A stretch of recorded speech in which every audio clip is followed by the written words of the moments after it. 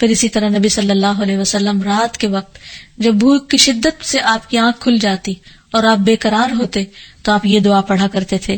لا الہ الا اللہ الواحد القہار رب السماوات والارض وما بینہما العزیز الغفار، کوئی معبود برحق نہیں مگر اللہ جو اکیلا اور زبردست ہے، آسمانوں، زمین اور ان کے درمیان کی تمام چیزوں کا رب ہے، وہ غالب اور بہت بخشنے والا ہے۔ پھر اسی طرح انسان بھوک سے پناہ مانگے اور اللہ تعالیٰ سے خاص دعا کرے کہ انسان کو ایسی تمام اذیتوں سے نجات دے جو اس کے لیے مشکل کا باعث بنتی ہے۔ اللہم انی اعوذ بک من الجوع فانہ بئس الضجیع، اے اللہ میں بھوک سے تیری پناہ مانگتا ہوں، بے شک وہ بہت بری ساتھی ہے۔ پھر ایک اور موقع پر نبی صلی اللہ علیہ وسلم ان کلمات کے ذریعے دعا کیا کرتے تھے، اللہم انی اعوذ بک من فتنۃ النار وعذاب النار ومن شر الغنی والفقر، اے اللہ میں پناہ چاہتا ہوں آگ کے فتنے اور آگ کے عذاب سے اور مالداری اور ناداری کے شر سے، کیونکہ دونوں کے اندر اپنا اپنا شر ہے کہ انسان کے پاس بہت کچھ ہو تو بھی اس کے اندر بگاڑ آنے کا ڈر ہے، اور اگر کچھ نہ ہو تو فقر انسان کو کفر کے قریب کر دیتا ہے۔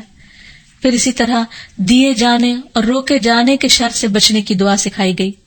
نبی صلی اللہ علیہ وسلم یہ دعا مانگا کرتے تھے، اللہم لا قابض لما بسطت ولا باسط لما قبضت ولا ہادی لمن اضللت